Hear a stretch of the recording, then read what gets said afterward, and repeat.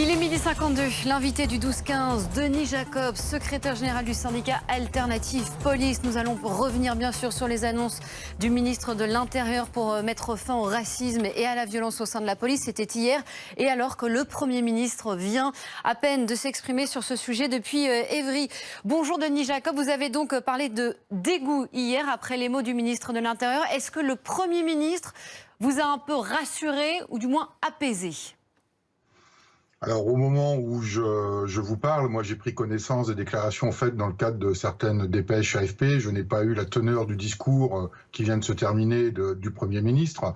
En tous les cas, sur la base de ce qu'a dit Christophe Castaner hier, là où je suis d'accord et où mon organisation syndicale est d'accord avec ce qu'il dit, c'est le racisme n'a pas sa place dans la police nationale et les violences policières non plus, tout en précisant que tout cela ressort de quelques affaires très marginales et que ce n'est pas un racisme systémique qu'il y a dans la police nationale et encore moins des violences policières quotidiennes instaurées, institutionnalisées et qu'on se comporterait de la sorte quotidiennement. Et ça, c'est pas acceptable.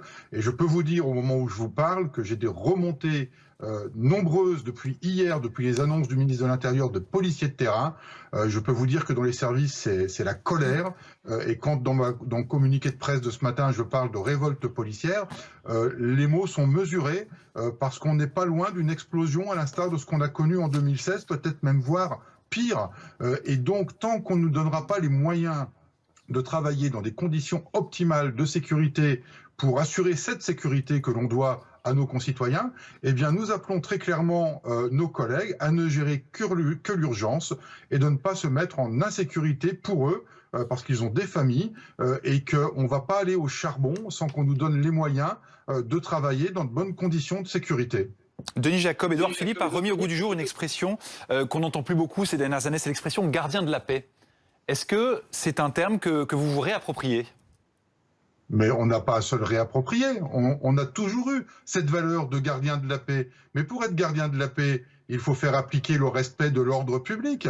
Et le respect de l'ordre public, quand on a à faire face à des fous furieux sur des manifestations violentes, on est obligé d'utiliser la violence légitime que nous confère la loi de la République. Gardien de la paix, c'est assurer l'ordre public. Et quand il faut utiliser la violence légitime, nous l'utilisons. Sauf qu'aujourd'hui, cette violence légitime, nos détracteurs habituels considèrent que ce sont des violences policières et c'est inacceptable. Nos collègues ne veulent plus entendre cela aujourd'hui et attendent de nos pouvoirs politiques, de nos pouvoirs publics, qu'on leur donne les moyens de faire le travail dans de bonnes conditions et que le respect qui leur est dû soit également réinstauré.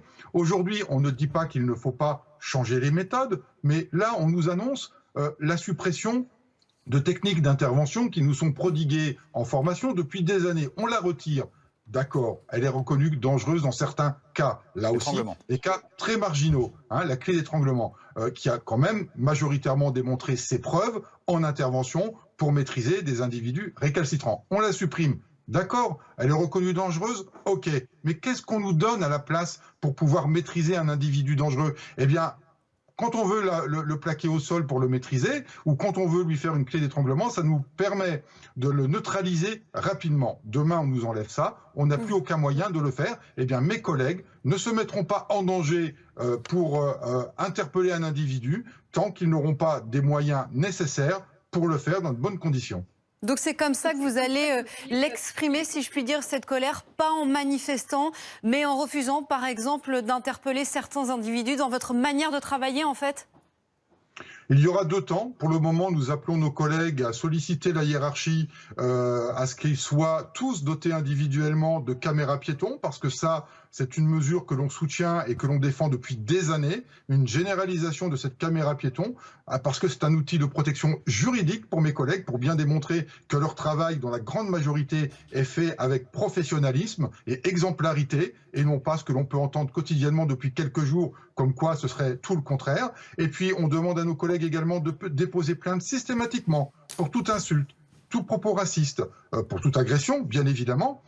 Et puis, oui, effectivement, comme vous le dites, nous leur demandons de ne plus procéder à des interpellations d'individus récalcitrants s'ils n'ont pas les moyens de le faire de manière sécurisée, c'est-à-dire avec la protection juridique, parce que si demain il se passe quelque chose, eh bien on leur dira vous avez utilisé une technique qui n'est plus autorisée par le ministre de l'Intérieur. Donc, comme on n'a plus de technique pour neutraliser les individus, eh bien nous ne les neutraliserons plus.